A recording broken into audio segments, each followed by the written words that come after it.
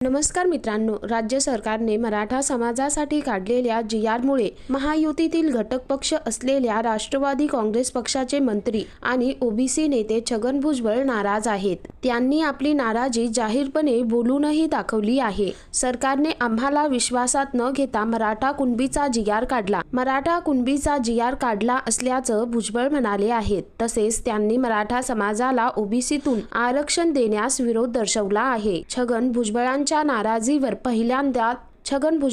नाराजीवर पहिल्यांदाच उपमुख्यमंत्री आणि राष्ट्रवादी काँग्रेस पक्षाचे प्रमुख अजित पवार यांनी प्रतिक्रिया दिली आहे। दरम्यान उपमुख्यमंत्री अजित पवार हे रत्नागिरी दौऱ्यावर आले असताना पत्रकारांनी विविध मुद्द्यावर प्रश्न विचारले। यामध्ये मराठा आरक्षणासंदर्भात बोलताना कोणावरही अन्याय केला जाणार नाही, कुठल्याही घटकावर अन्याय होणार नाही याची काळजी सरकार घेईल असं त्यांनी स्पष्ट केलं। एवढंच नाही तर मराठा आरक्षणाच्या जी.आर. वरून छगन भुजबळ नाराज आहेत का, असा प्रश्न अजित पवारांना विचारण्यात आला। या प्रश्नावर उत्तर देताना अजित पवार म्हणाले, आम्ही जे सरकार चालवतोय त्यामध्ये कुठल्याही घटकाला नाराज करायचं नाही, अशी एका वाक्यात प्रतिक्रिया दिली। दरम्यान गेल्या काही दिवसापासून सोलापूर जिल्ह्यातील कुर्डू हे गाव चांगलेच चर्चेत आहे। IPS पोलीस अधिकारी अंजना कृष्णा यांच्यासोबत अजित पवार यांच्या फोनवरून संवाद झाला होता।